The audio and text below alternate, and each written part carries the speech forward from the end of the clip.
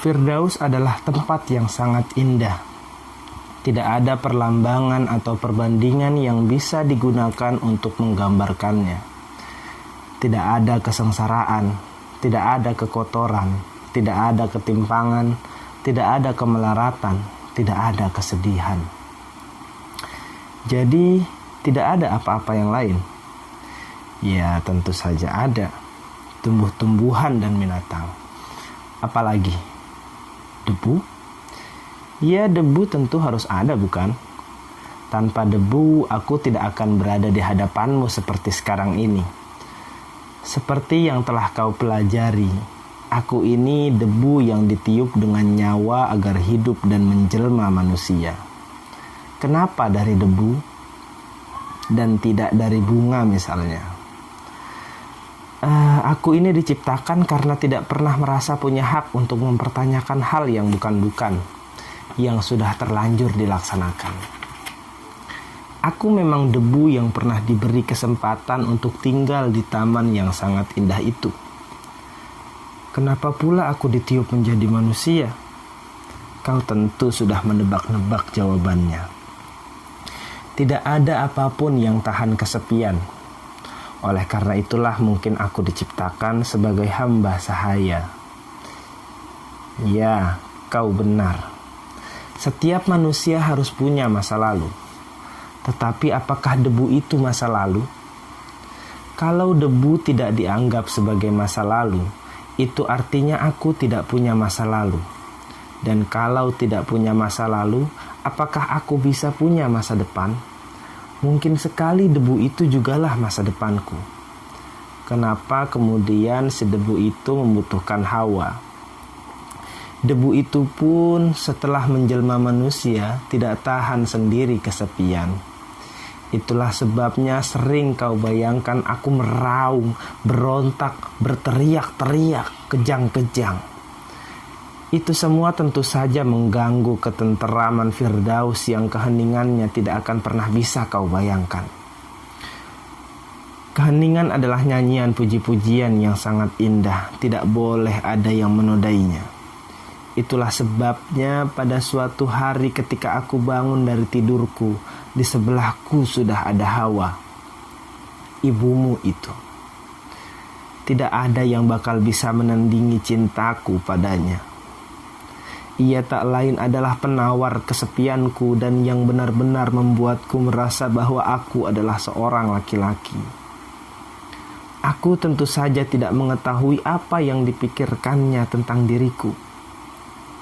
Tetapi itu tidak penting benar. Yang jelas adalah bahwa kami merupakan bagian yang tak terpisahkan dari taman itu.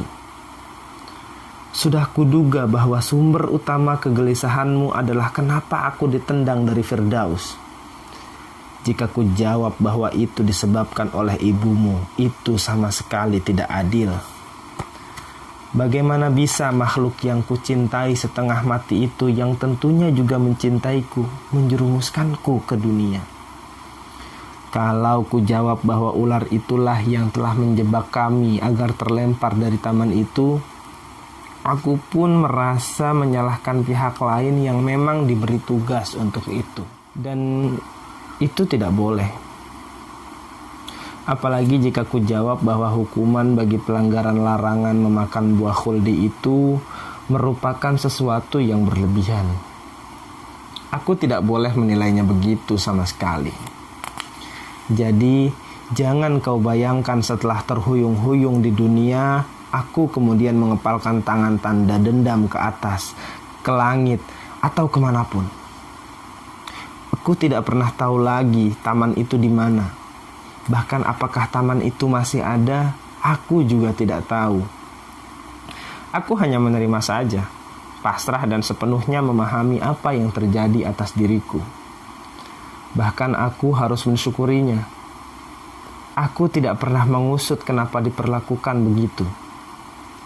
Kadang-kadang ada juga keinginan untuk itu, seperti sekarang ini ketika kau menanyakan hal itu padaku.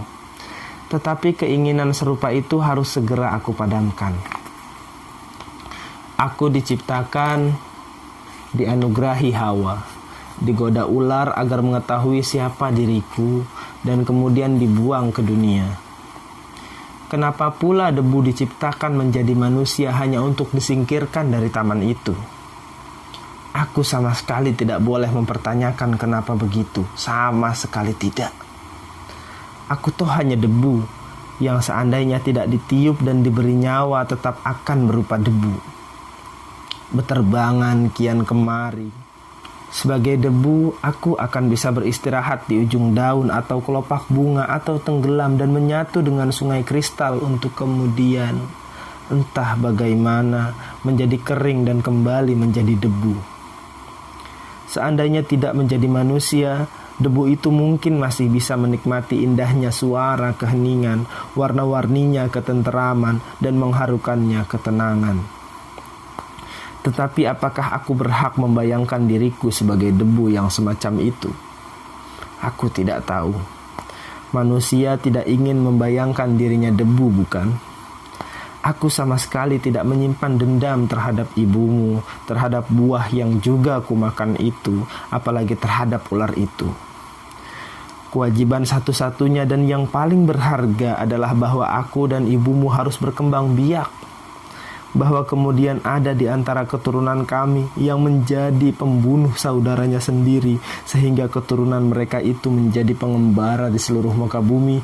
Aku hanya bisa menerimanya dengan lapang dada. Apa pula yang bisa diperbuat oleh keturunan debu?